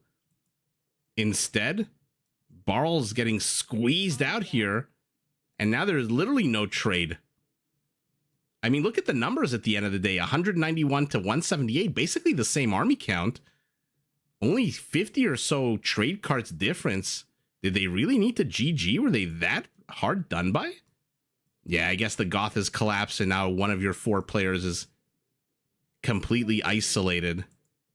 And your opponents still have their trade up and running. Now what's the payload?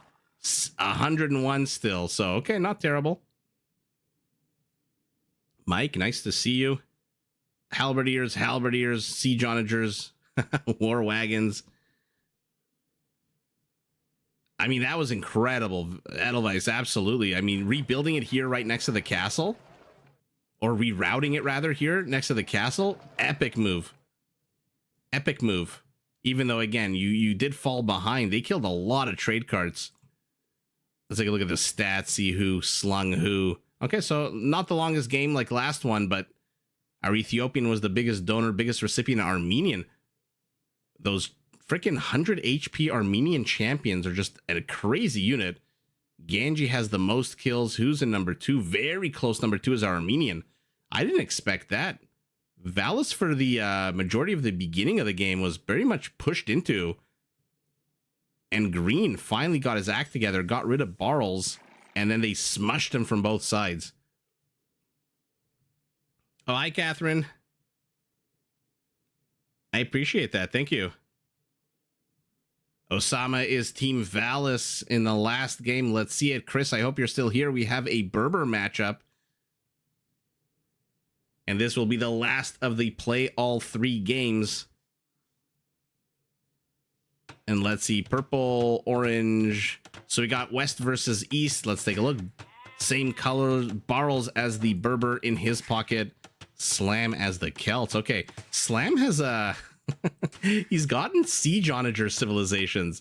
First he got Sicilians, then Koreans. Now he's getting the Celts. Although nothing particularly special about the Sicilian siege onager. Modri as the Tatars in the other pocket.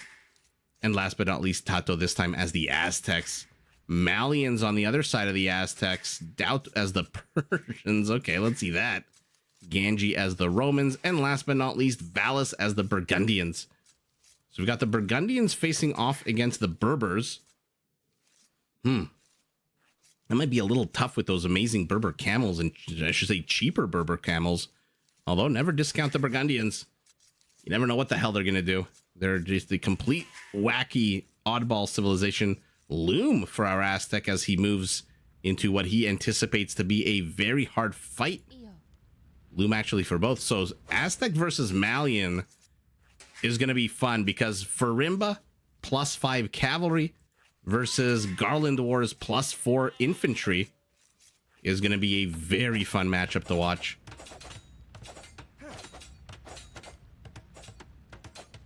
Ooh, already shenanigans as he walls. Oh my god, Orange. Orange has trapped this one Malian scout in here. That's hilarious. Oh, you love to see it, and now now Cito's just gonna run around. Oh, what the? Oh, he's trying to trap him even more. Ring around the rosy, a pocket full of posies. Ashes, ashes. The scout falls down. That was pretty funny. Osama has to go, but Palace is gonna win. Okay. Let's take a look at the map. We've got 2 avenues of attack to the south. Both of them look kind of east-west-ish. And then to the north, I mean, I don't even know what the hell this is. There's a lot of open space in Rage Forest 5. I'll give him that. There's a lot less forest and a lot more rage. We got to the north. Red and blue have agreed to separate themselves here. Let's see what's going on over here as well. 2 villagers and a few scouts trying to duke it out. Is yellow going to send any support? Nope. Barles is with his 5% faster moving villager en route.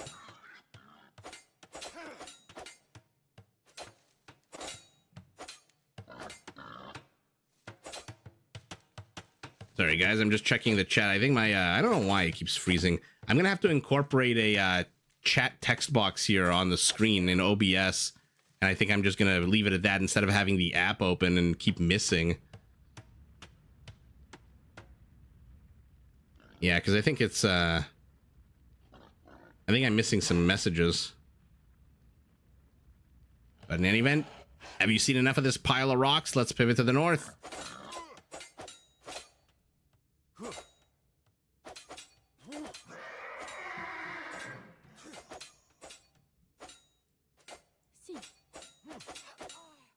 Ooh, Green Scout has to be very careful here. 1 poke, actually 2 pokes from a villager, and he is going to be dead. This is crazy. So many decentralized attacks here. So many villagers all over the place. And to the south, the exact opposite. The players have just walled themselves out and agreed on locations.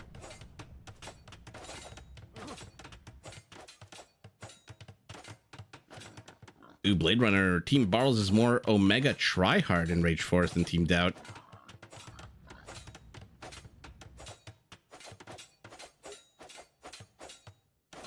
Interesting.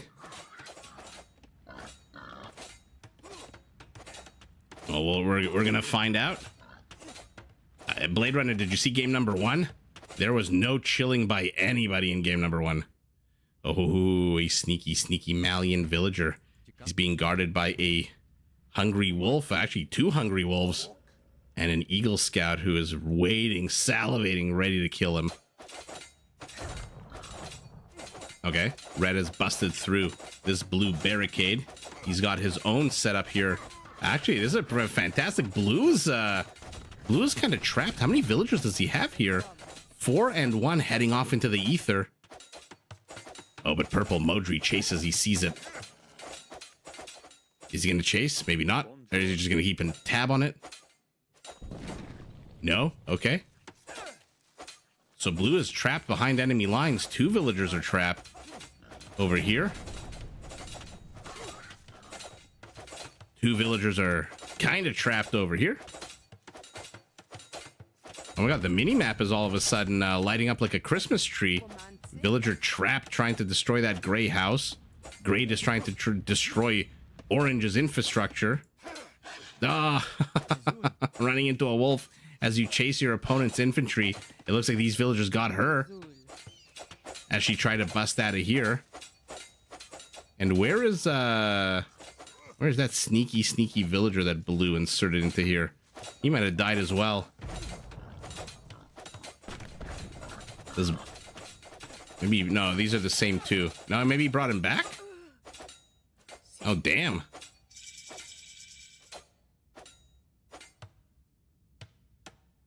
This is a very interesting situation here for blue, who is now bringing even more villagers. Okay, I thought he would for sure accept the sunk cost, but no, he is committing. He is adding even more. How many does he have here now? 7 total villagers does Valis out of 20. This is a third of his economy.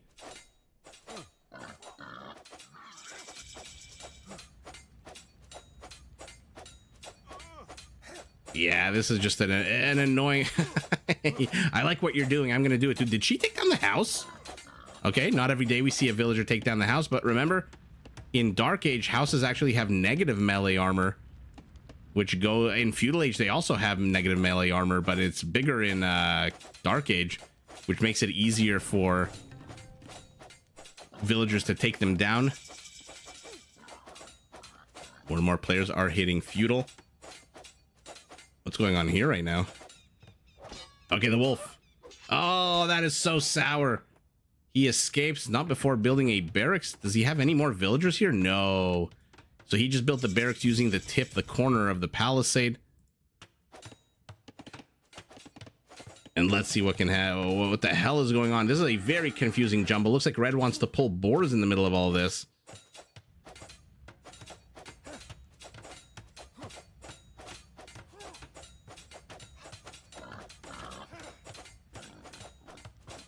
Thinks better of it. No reason to run them through. Actually, can he even pull? I don't think so. I think this is fully walled off. Never mind. I don't think he wanted to pull boards at all. My bad. And now, yeah. I love that Slam comes in and just says, okay, children, I've had enough. I'm just going to wall you all out. Okay, Barles, you can get yours in. Modri, hello. There you go. But enough shenanigans. Get the hell in here and leave this to blue. There's no point in fighting over this. Slam being the adult in the room. Yeah, Edelweiss, I kind of missed it too. Especially in Rage Forest. In 1v1s, there's a, you know, what can you do? A drush, men-at-arms rush, bit of archer play. But in these Rage Forest games, the Dark Age is really, really something else. 1 villager with 18 HP, 1 villager with 16 HP, and no loom. So the 18 HP villager definitely going to win. Oh, but she's luring her into a trap. Perhaps not the best trap. This scout has no health whatsoever. But in comes our Mally, and he wants a piece of the action too. Oh, and he got walled out for a second. For a second. What is happening? Tato is just going absolutely crazy with the micro. And saves his villager. All right. Love to see it out of Tato. I mean, love to see it out of all the players. Just going on to the north, where Slam has said enough's enough. And just like that, blue is pulling his 3 boars. What are they in this game? Boars, javelinas, boars. Not a long distance to go at all. Should be able to get these very easily. 4 villagers already in the TC waiting to fire arrows from the upstairs. Ooh, not the best location.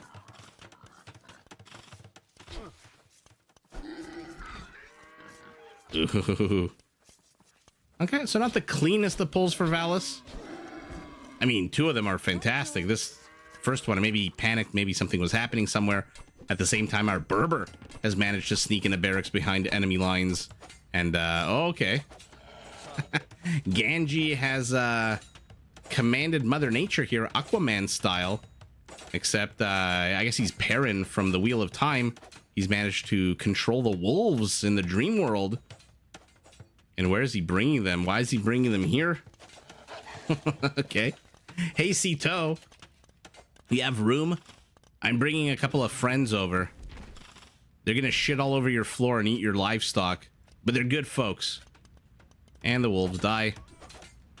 Who's gonna get these 3 boars? Orange can't go left. He's stuck here, but not for the longest time, as this palisade's gonna go down.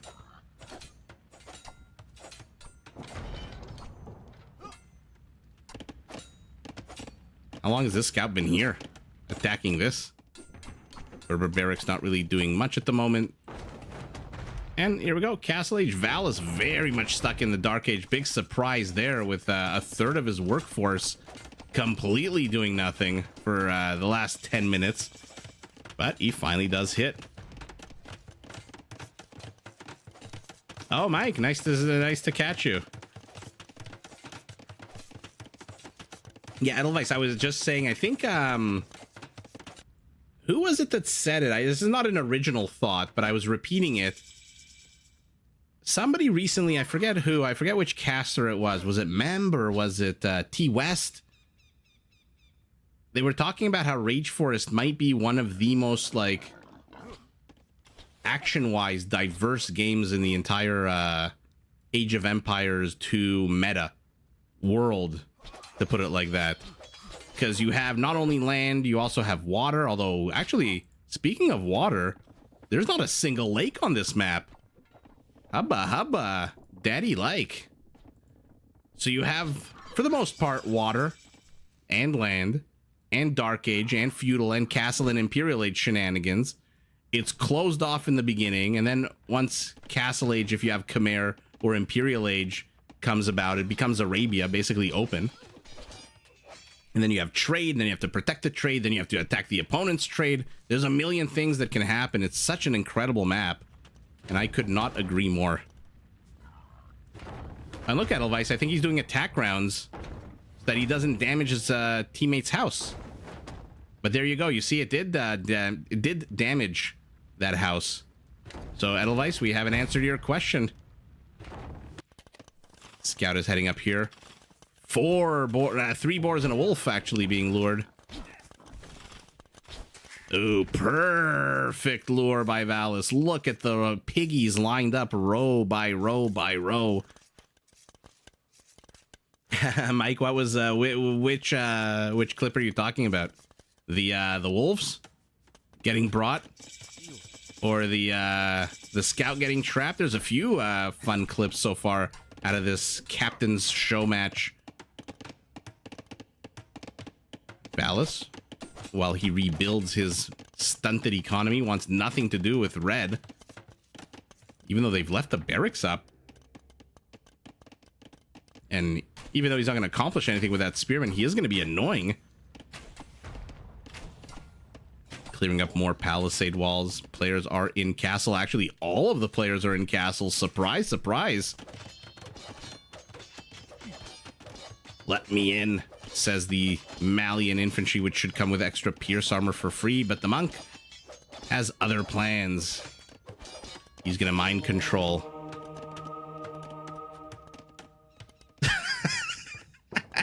Mike.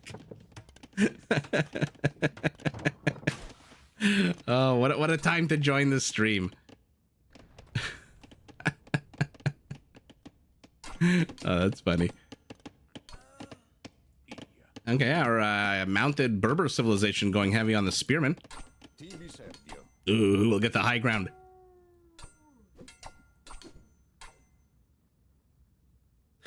Red just gets the F out. Is he training another one here? No, he is not. Is anyone heading up to Imperial? No, they are not. And what is our Roman doing? I'm very curious with the Romans lately. I feel like they've been shitting the bed a little bit, especially on Rage Forest. Even though, in theory, their scorpions should do a good job in narrow spaces. Although I guess when siege onagers come out, not really much you can do with a scorpion unless you're the Khmer scorpion. Purple is pinging over here. Why? He wants to get rid of his barracks. Why have these Malian units behind enemy lines? He is absolutely correct. And now a 2v1. I'm surprised Barles is even taking this fight and not just running these units ragged on a hunting mission that will never end. Castles are going up. All right, so we're setting and laying the foundation for a military buildup here. Orange has cleared this up, and he's now pushing in. Tato, uh-oh. Green notices a little bit too late. There's a bunch of houses here. I don't know that you need to stop to attack them. Maybe get the monastery. The last thing you want to do is lose your siege units to redemption.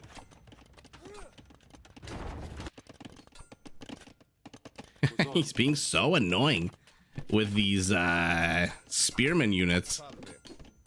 And now Green is seeing the incursion is immediately walling off, compartmentalizing like the Titanic. Another wolf springs on yet another villager. What are you? You finally caught up to the spearman. And look at him huffing chest up and down as he gloats over the dead body of his enemy. Purple is pinging over here. Why? You just want to tell your friends about where the wolves are? Synchronized attack. Oh, yeah. Actually, not that synchronized. A little bit off. Another castle. This will definitely lame that barracks. I love, by the way, that here there's been nothing.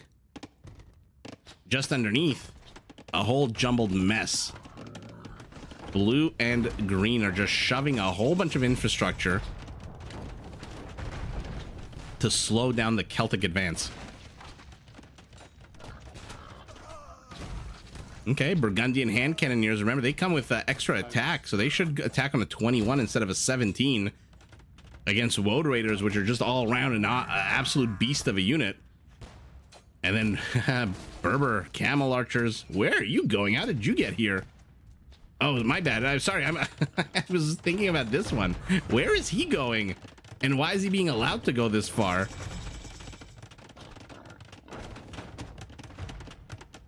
Ooh, a very cocky castle is the Keshiks. I mean, this is 3 unique units right in front of our very eyes. Oh, you didn't wall off the north. You got camel archers, Keshiks, and Woad Raiders. Oh my.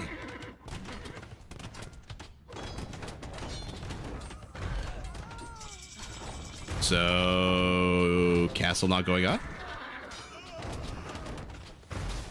Ouch. See what's going on. It looks like a few Keshiks are raiding the Malian base. Yeah, that's what happens when you let your opponent control the attack routes.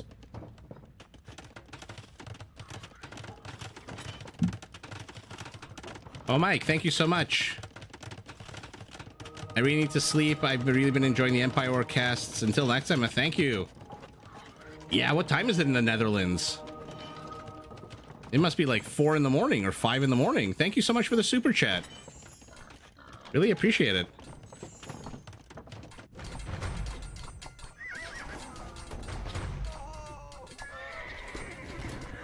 Anytime there's these battles with unique units, I mean, no one's a loser here. Except maybe these halberdiers from the Romans. Savar. Okay, I knew Dow was going to do something. I wanted to see war elephants, but instead Savar. Unlike the other game, though. Actually, why does he have his infrastructure all the way up here? He doesn't have enough stables down here. Uh-oh. Uh-oh. Savar's going to take on the Aztec monk. Aztec monk with 60 HP. It is 4 in the morning. Thanks so much, Mike. True story. I'll tell you another time. My parents just got back from Amsterdam. Literally 3 hours ago.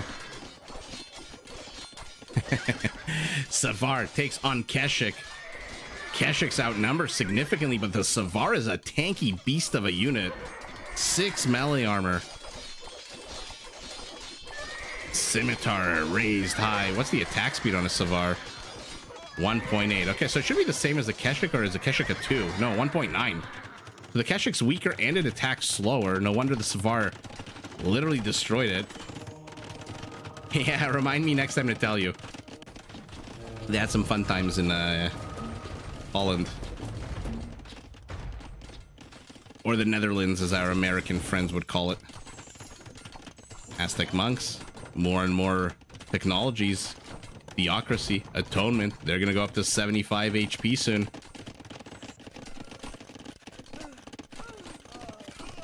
Yeah, theocracy. I don't know why I stumbled over that upgrade. So let's see what's going on around the map as our Tatar pushes in. Our Malian, what are you building? You have 1 converted Keshik and 4 monks. Comitatenses for the Roman. You don't have a single unit that benefits from Comitatenses. What the hell is going on? Why is Ganji getting Comitatenses? It's like the other game when there were royal heirs for the Ethiopian who had 4 Shotel warriors. I don't think Comitatenses applies to halberdiers. No, it does not. Why did he get that upgrade? Oh, Savar's crash. At least tell me you're upgrading your units to legionaries.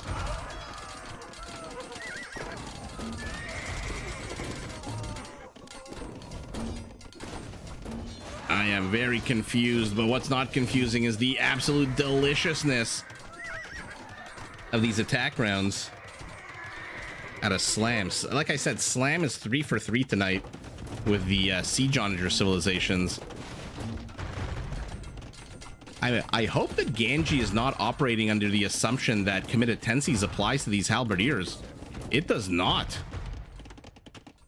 Does he have I mean, he obviously has a castle to research it from, but he's not training centurions either. Why the hell did Ganji get Comitatenses? Anyway, I'm gonna stop saying that word. Broken record galore.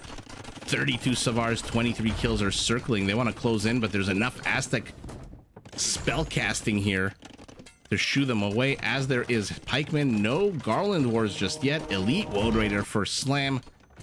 Gonna complement these siege units quite well.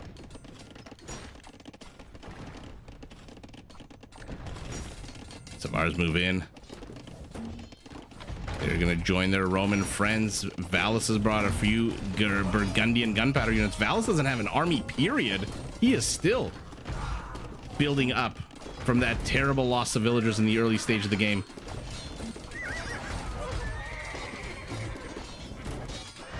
Okay, a Roman doing a good job clearing out the halberdier count. I mean, killing as many of his friendly units. 5 out of 21. What is that? 25%. Ooh, that was a good shot. As was that. Oh, Slam just destroyed his teammates' Kechiks. Let's see what's going on to the south. Hand cannoneers for our Malian as well. Nothing particularly special about those hand cannoneers. Where are the Savars, by the way? Did that move them back north? No, where are the 32 Savars? It says he's got 50. Oh, here they are. Oh, there's a Keshik incursion here in the Roman base. Uh-oh. Oh, the gold count for Modri must be going up and up and up. Remember, it's not like the Vikings where with Chieftain you have to kill the unit to get the gold, the villager, the monk, the trade card.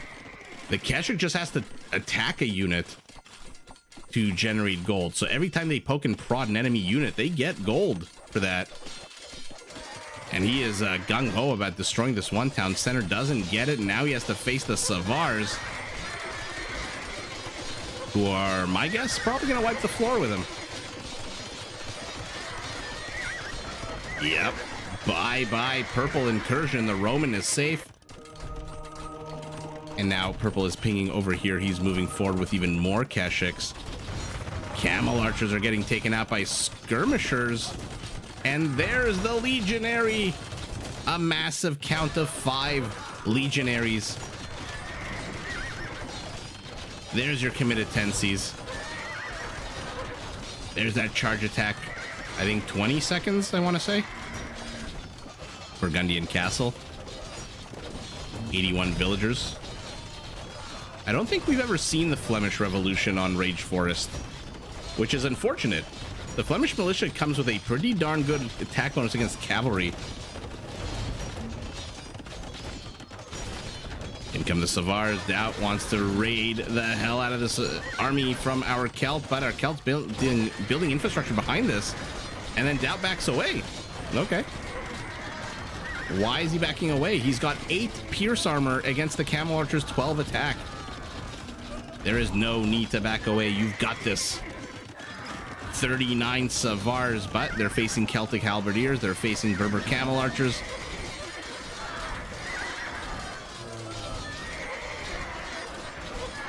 Ouch. Ouch, that hurt. That hurt definitely, and uh-oh. Our Malian is in trouble. Keshiks organizing themselves. There's 46 of them here. Uh-oh. Uh-oh, Cito. Wake up, repair your castle. You don't have a stone. Yeah, you've got 100 stone. Red is squeezing Blue's northern base, and that's it. Valis calls it. Doubt calls it. Genji calls it. Cito call it, and that's all she wrote. So at the end of the day, Team Barles, not Cito, Team Barles takes it 2-1. And that was an absolute epic game to end it on. I wish we could have gone a little bit longer, but the fact that we got to see all of the heavy hitting cavalry units, the Keshik, the Savar, we got to see Woad Raiders, 80 HP monks. They are missing a few upgrades.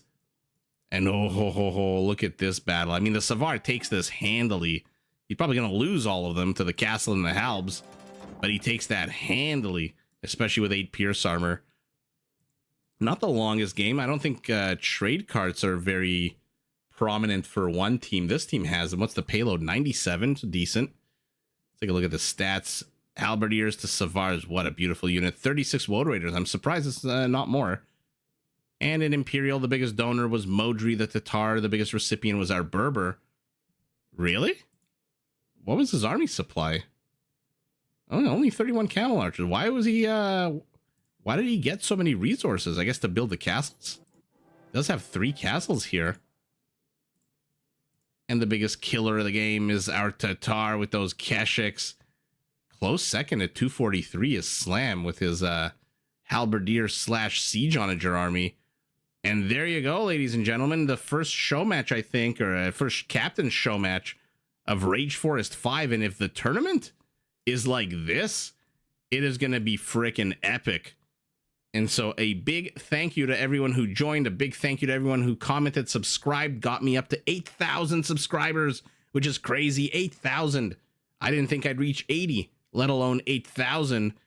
And yeah, see you on the road to 10,000, I guess. That's the next big, I guess 9,000 after that. But wow, let's see more Rage Forest. I'm going to get my software. I'm going to get my button line and try to be able to live stream as much of this tournament as possible, because this is just an absolute fantastic set of games that we saw tonight. And if you're watching this after the fact and you're listening to this, please do subscribe, hit that like button, and yeah, help the channel out, help the channel grow, and I'll see everyone in the next one. Thanks so much for joining, everybody, and have yourselves a fantastic night. Good morning to those of you watching at 4 in the morning. And I appreciate it all. Thanks, guys. I'll see you in 2 days for the regular Friday live stream. Take care, all.